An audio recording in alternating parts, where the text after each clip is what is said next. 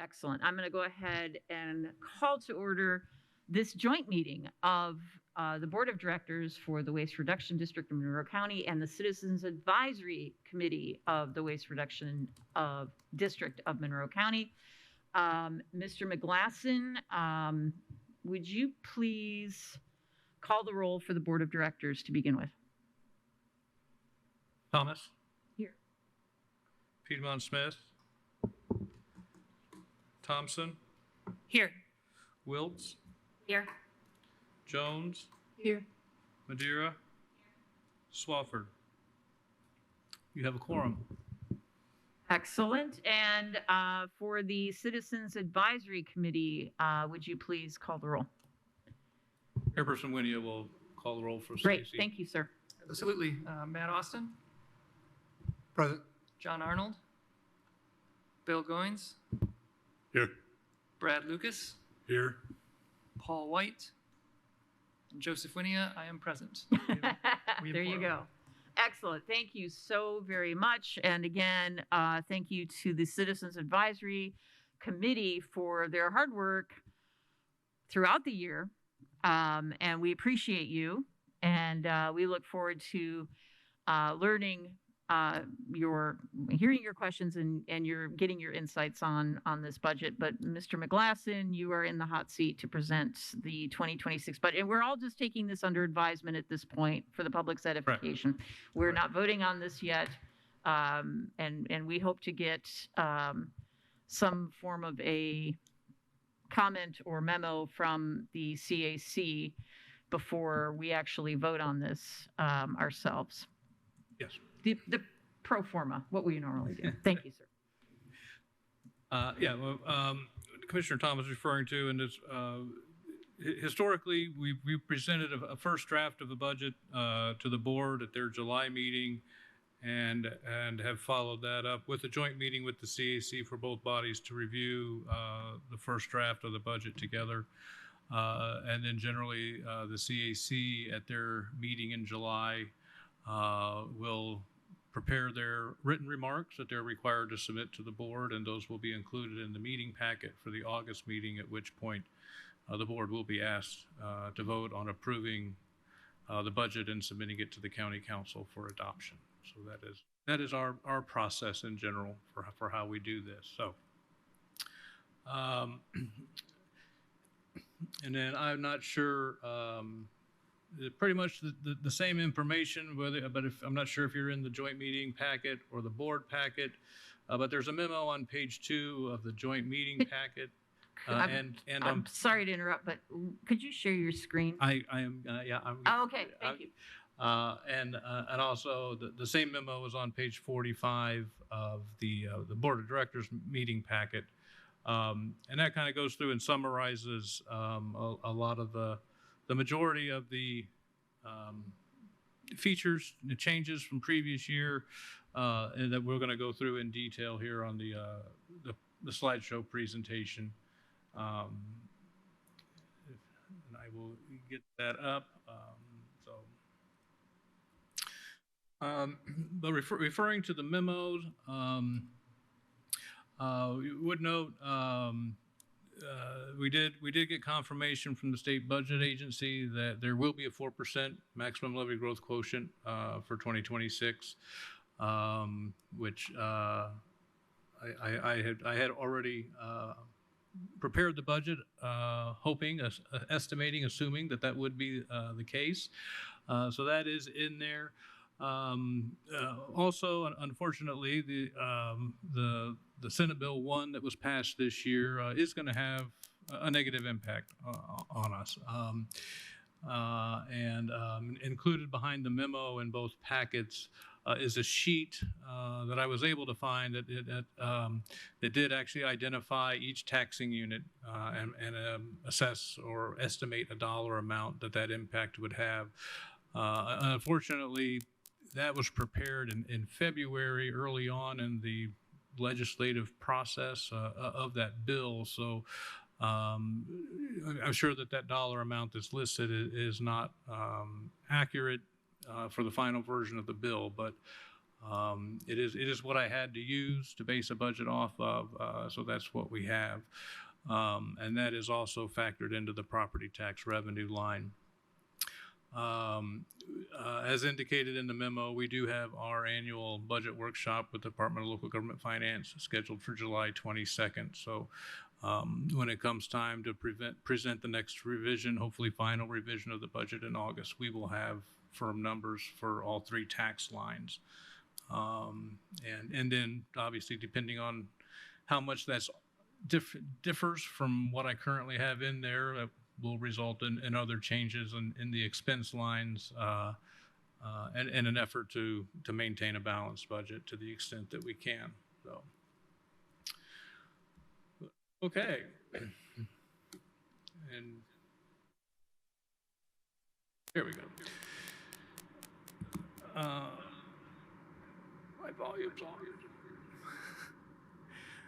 on. So there's an overview for both revenues and expenses, just for your review to look at. I'm not going to really go through that because we're going to go through each one of those categories in more detail as we go through the presentation. But the bottom line of where we sit right now is about an $8,800 reduction in revenue, and we've also cut about $95,000 out of expenses. Would note last year we did have a deficit budget of $86,000.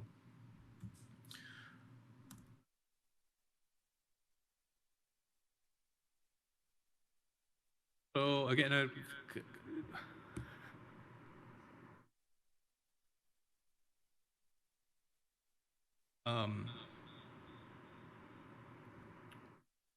so we kind of talked about the tax revenue already, but there it is laid out in the numbers for what we have the budget based on currently. The vehicle license excise and commercial vehicle excise taxes should both go up a little bit. They do every year, but it's not a significant amount. So then the revenue items that we do have more control over, I guess. There's not really any significant changes in there on this category. We did increase the electronic waste disposal revenue by $5,000. That's you should in the packets. There's a comparison sheet that does show all of these lines for the past 3 or 4 years, year over year, and just based on our experience and year-to-date history of that line. We thought that we could justify that increase and be close to that number. On the other side, you can see the Green Business Network does go down by $4,250. And unfortunately, that's just strictly a factor of our current membership and the pickup frequency that those members have. And I would note, and I don't know if Mr. Long is still on or back on.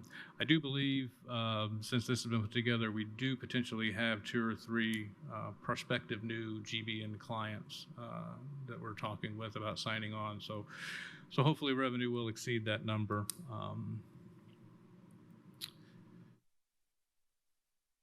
Yeah, we do. Go ahead, Joey. Yeah, we've got a few businesses that want to come on. We're offering some other stuff that we wasn't offering before to businesses, and we're able to pick more stuff up from them. So we should increase that quite a bit. We don't know how much. On the other hand, we've also been looking on different containers for the businesses, so where we can do a better job, so we don't have to pick them up as frequent. So that's another reason why it's going down. So instead of being picked up twice a week, we're picking up once a week now.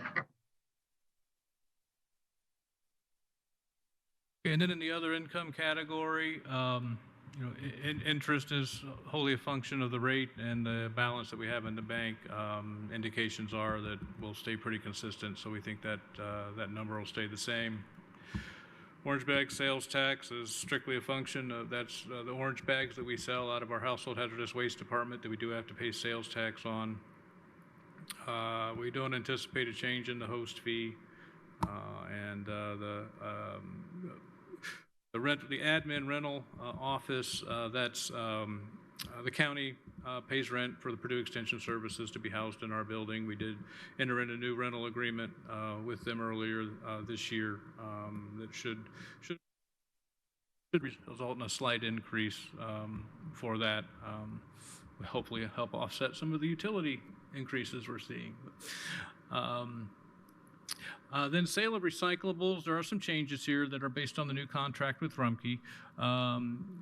We've always had a generic sale of recyclables line, and that goes back a number of years where we did routinely get a rebate for recyclable materials, but it's probably been 8 or 9 years since we received any type of rebate. We left that in there, and I'll explain that when I get to the new lines that are there. Glass and a new contract, we don't have any expense for, but we also don't get a rebate for. The sale of metal, a slight increase based on our experience with that in recent years. We don't expect a change in the batteries. And then you have two new lines, sale of OCC recycling, which is cardboard, and sale of paper recycling. So if the new agreement with Rumpke does provide us a rebate on that material when the market is for those is above $50 a ton. Our rebate is market rate less $50 per ton. But based on, I think Mr. Long looked at about 17 or 18 month market rate and took an average and applied that to our historical tonnage, and those were the figures that we came up with. But we did leave that top line, the general sale of recyclables line, up there. One of the things that we're beginning to encounter, we have some GBN clients that have the ability to bale shrink wrap and clear plastic films, and Rumpke has agreed to take that, and depending on the market, we may potentially get a rebate on that material as well. So we left that generic sale of recyclables line up there so that we have a revenue line to receipt those funds in if that should happen. And then miscellaneous income is not generally something that we budget for, but in this year we did know we had an agreement in place with the city for them to provide half the funding for the apartment multi-dwelling composting program. So we did budget for that revenue. And as you may have noticed, when we approved payroll and claims, we also knew that the debt service fund would be transferring, repaying a loan that was previously made to it in this year, and that happened earlier at the meeting. But for next year, we don't have any such, I guess, known revenue for those lines coming in. Any questions on the revenue?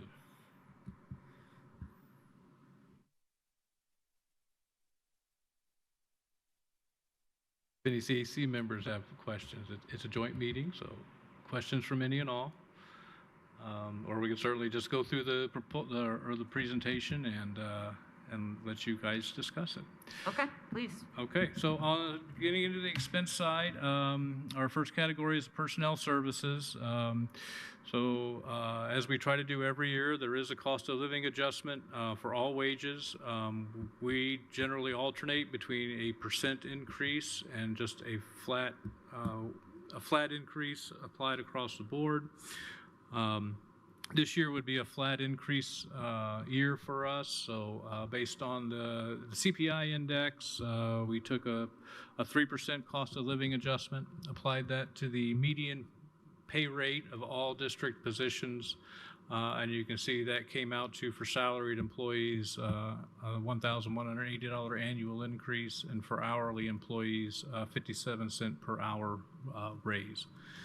In addition to that, we did start looking more closely at some of the positions. You can see that our household hazardous waste technicians, their current wage is equal to that of our material handler positions. Mr. Long and I felt that, due to the technical and operational expertise that's required for the household hazardous waste department, that really wasn't fair to them, and we wanted to do something to make that distinction on pay rates for the differences in responsibilities of those positions. So what's in this budget brings those household hazardous waste technicians to the same pay rate as the truck driver positions. Health insurance is a huge question mark for us this year. We've, for the past number of years, IU Health has been our health insurance provider. They were earlier this year acquired by Anthem. Anthem has advised that they will treat us as a new applicant. It will not be a renewal policy for us. So really not sure what to expect, but and you can see in the comparison sheet that's included in the packets that our health insurance line historically has been well over budget based on what we've actually spent. So even knowing that we're getting into a new situation, there's still a substantial deduction in that line, but we won't have any firm quotes from insurance companies until about 60 days out from the renewal, which is January 1st. So we're looking at the beginning before we would have any firm numbers to work with. But I'm comfortable with the number that we have in there, and we'll get to that when we go through the lines. So there you see the changes for wages. We did drop our overtime line a little bit just based on experience in the recent years. And the FICA and the FICA Medicare are strictly a function of the increased wages. Unemployment, it's going to go up a little bit. Wages have increased. We did add a new position this year.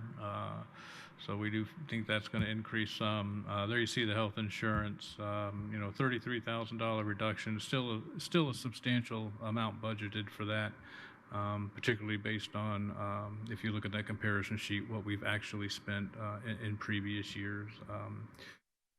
For the record, we currently have 30 employees. 24 of those employees are eligible for insurance. And I think we have 16 employees, plus spouses and dependents, that are covered under our policy. Retirement did not go up as much as anticipated. That would be, there was a formula error in last year's budget, so we're over budget for this year. So that didn't see the big jump you would normally see based on the wage increase. Supply lines do have a couple of other errors that were discovered since this was put together that I'll highlight. The health and safety line comes down. We previously outsourced the management maintenance of our first aid cabinets. We're bringing that in-house to reduce that expense. The general operating, there is, based on our recent experience, we're making a significant cut there. That's one where, depending on what happens with the tax revenues, we would like to bump that back up a little bit if we have the revenue to do so. But we'll see what staff is comfortable with the $25,000 in that line, and we'll make that work if we have to.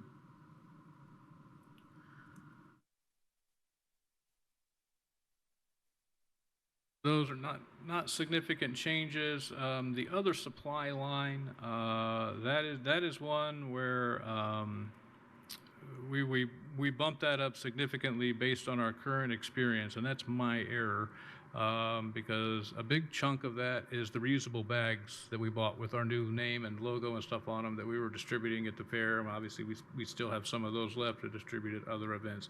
That's a one-time expense, so we'll be able to drop that down significantly when that comes back in August.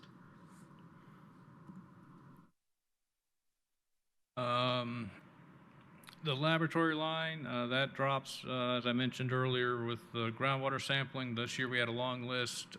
Next year we will not have a long list. Well, it will be in the November and not need to be paid. It'll be paid in early '27.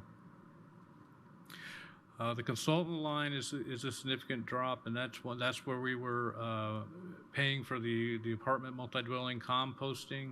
That appropriation came out this year. That's strictly a budget balancing measure, and obviously we have reserves in the bank, and if the board wishes us to appropriate funds in that line for 2027 for that program, we can certainly do that and absorb that deficit in the budget. The next line is community grant. This had some board members ask about establishing a grant program to do, if you recall, one Garden Quest earlier came with a funding request for some materials related to doing a bokashi food fermentation. Somebody asked if having a grant in place for those types of requests would be a better situation for us. So we did establish a line for a community grant, put 20,000 in there. Obviously if that's approved, we'll have to develop that grant program and the criteria for the awards of the grants. But there are a number of districts around the state that have such programs in place, and we could certainly get information from them to use to model a program and a process for review and award of grant applications. Other professional services comes down significantly. We have some anticipation of a reduced need. Also, that's me asking staff to tighten the belt so we can balance the budget. And then for media advertising, we did bump that up. We did some substantial advertising for our rain barrel and compost bin sales related to Earth Day that we've done the past couple of years, and we have not done that advertising in the past. We've done the sales, and our sales numbers more than doubled this year for both items. So we really thought that advertising paid off, and we'd like to do that again. It was asked at the executive committee meeting. We did about $3,500 in advertising specific to that program. We've also been advised from Effect TV, who does our television advertising, that we'll probably have about a 10% increase from them for 2020 television advertising.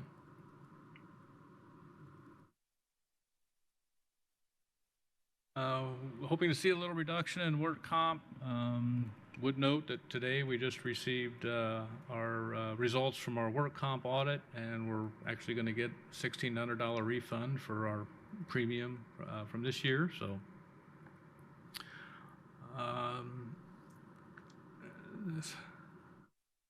rest of that building repair and maintenance, comes down. We had some appropriations this year to replace a couple of AC units.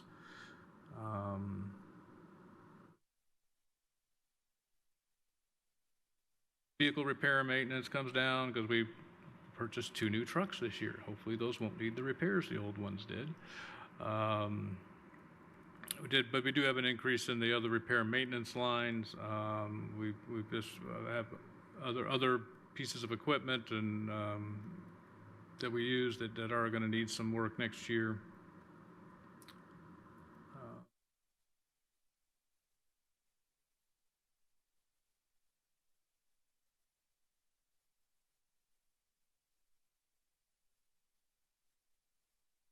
You guys can stop me if I skip over anything that you have a specific question on, leachate disposal, that's kind of a guess. That's, I think, Lee making an effort to try to help with cost reductions that we needed to make. Obviously, when you have years like this where you have 12 inches of rain in less than a month, that significantly impacts the amount of leachate that needs to be hauled. HHW disposals going up. That's a function of both volume and cost increases.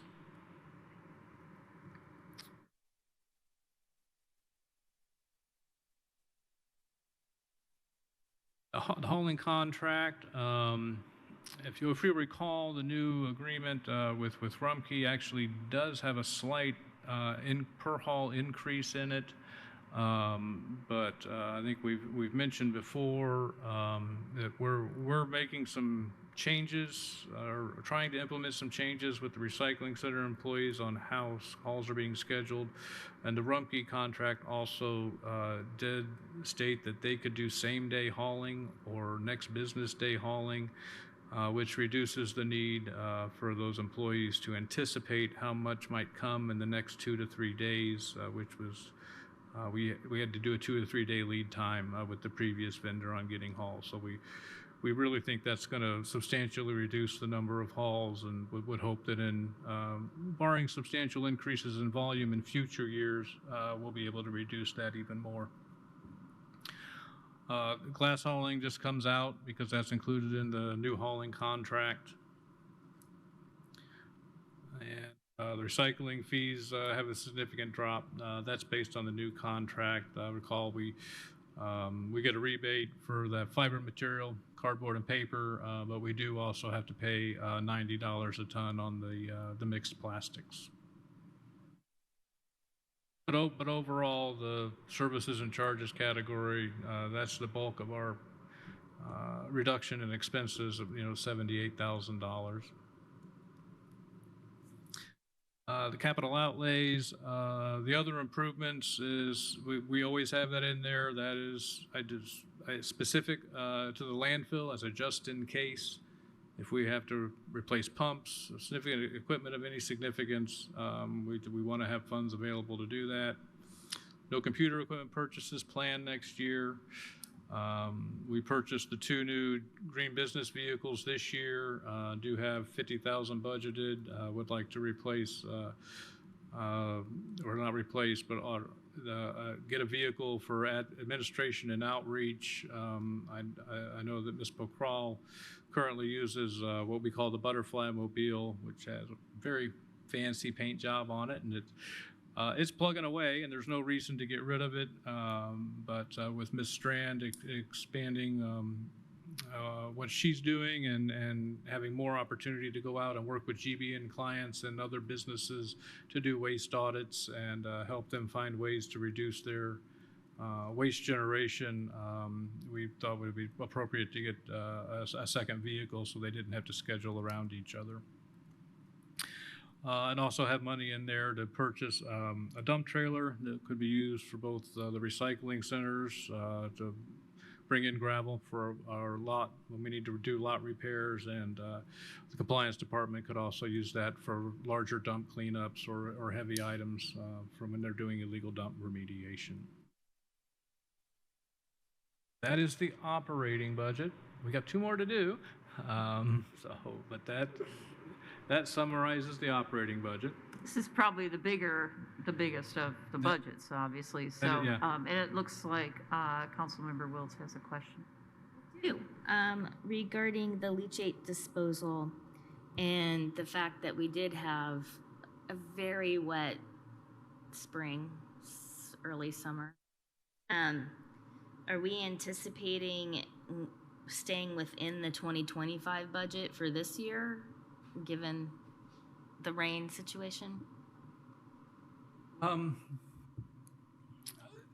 We hope. I mean, it's a function of our treatment capacity, which, a number of factors, that temperature predominantly that can affect that, and how wet of a fall that we have. So we certainly hope that we can. And if we can't, we would hope that we could find money in other lines to move around and not have to seek an additional appropriation. But I can't guarantees or promises on that. That's a tough one to predict, right? Because it's how fast the rain falls and how much Right. And the colder it is, the less we can treat. We have to slow our treatment process down when the water gets colder. I see that Mr. Paulson is on. I wonder if he wanted to respond to that question as well. Oh, no, I think Tom answered that pretty well. As of the end of June for our 2025 budget, we are right about 50% of that budget line for leachate disposal.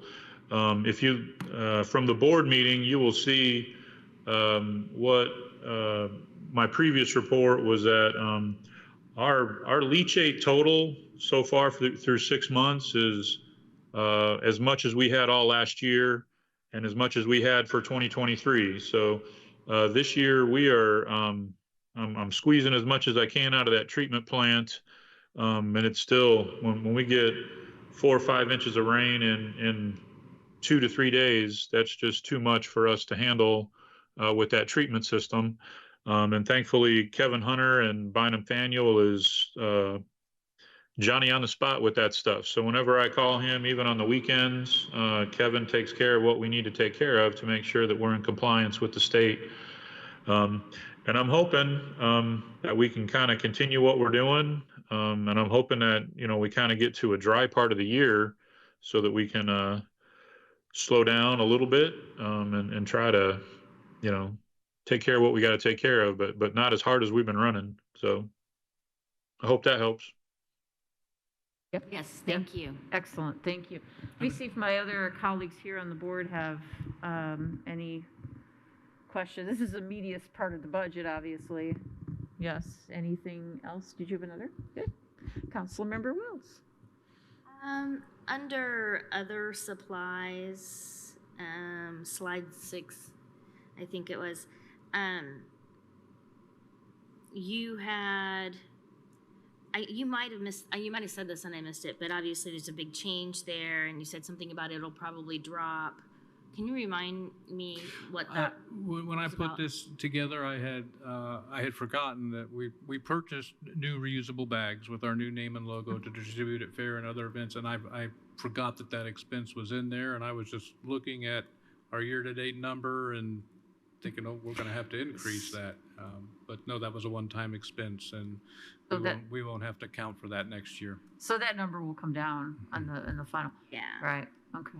And then along with that, just you anticipate the same level of orange bag purchases. You expect that to be flat. Yes, I mean, Okay. It's the next item down. Yeah, and you can look. You can look on the revenue side, Right. which is where we sell it to the retailers and what we sell at HHW. That's kind of that's what we have to supply for. Yeah. So And that's been flat. Yeah. Okay. So. Thank you. Our- Others? The one caveat on that is that our current agreement with the vendor does have an automatic escalator clause in it that takes effect, I think, May 1st. So we have to get our order in before then. Mm-hmm. Okay. But they're real good with us on getting the order placed and when we take delivery. And you can revise the design if you need to at that time. Yes. Okay. Yeah, we can change graphics when we place the order. Yeah. Be a setup fee, but we can do that. Yeah, please, Councilor Wells, please. I'm new. General operating went down quite a bit. What does that cover?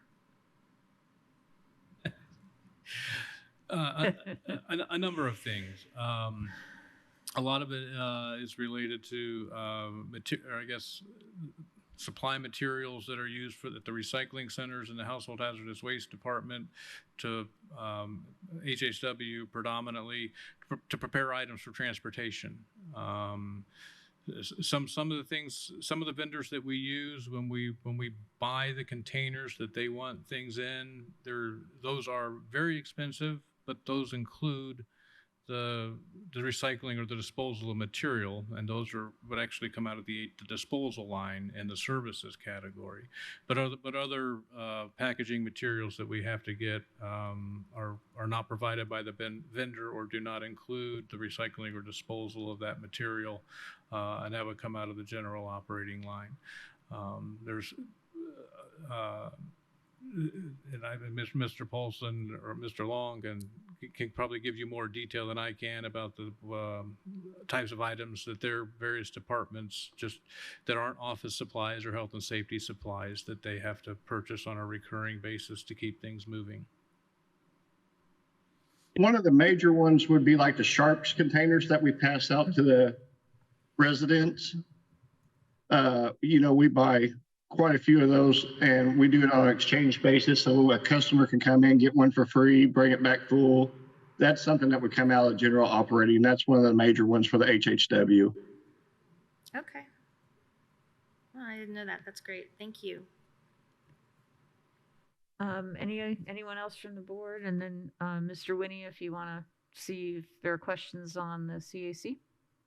Are there any CAC members that have questions so far? You have one, if I may. Would the CAC... I say no? We'll see.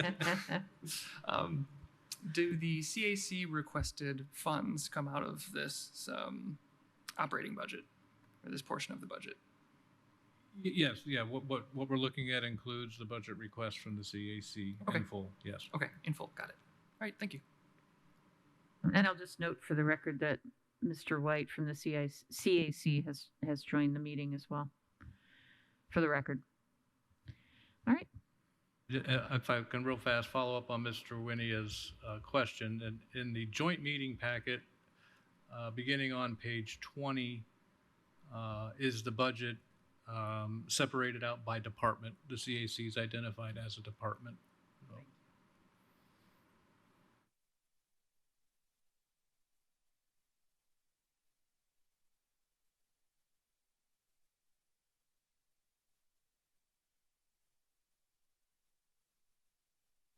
So. That was pretty easy. Jinxon. No, I'm not. But I just did. But go ahead. Next item. Any other questions on the operating budget? No? Yeah, the next two are pretty easy. Obviously, we still have a debt service bond. We just approved a payment, the second payment of this year, earlier at this meeting. That means there are 3 payments left. February of 27 will be the final payment on that, 2 payments a year. But there's a budget proposal for 26 compared to this year. But it's, that is based solely on the expense side of that, which is done out of the amortization table for the bond. And the Department of Local Government Finance will assign a tax levy appropriate to cover those payments. So. Any questions from the board? Okay. Okay. And then the last one is the Cumulative Capital Fund. It's a fund that was reestablished prior to my becoming director, that I don't know that we have ever spent any money out of. But the Department of Local Government Finance has advised that since we have the fund established, that it would always be in our best interest to go ahead and request a zero-sum budget be adopted. That way the state has the budget on file, and if we ever need to appropriate money out of that, it will eliminate some steps to request that additional appropriation if we already have the budget on file. So that the current beginning balance for 2026 will change with what you get presented next month, because we'll get a few more $100 of interest, and it'll be a different balance. Yeah. So. Any questions from the board? From my right, my left. Okay. Oh, Councilor Wiltz. Thank you. Is this meant to be the reserves that you've mentioned prior, or is this? No. This is a completely separate fund from the operating fund. It is a different, at the bank, it's a different bank account, and it is substantially less than the unappropriated reserve funds that we have. Why? I mean, I can understand why it might exist. I'm just wondering if has there been any action in that fund since that you know of? In my time as director, I cannot, I'm not going to say 100% sure, but I cannot recall a time that we have spent money out of that fund in the past, 8 years that I've been director. Huh, okay. Thanks. Okay. That's it. That's the three budgets that we have every year. Well, let's do one more round and see if there's any general questions for my colleagues on the board. Any general? Okay. And we talked through the procedure, so we would anticipate receiving from the CAC a memo about this proposed budget. And Mr. Winnie, if you want to check in with your CAC members. Yeah, we have our next meeting scheduled next Thursday, and that's generally the. Oh, yeah. So that's when we would discuss, I guess, discuss and compose our response memo to the board.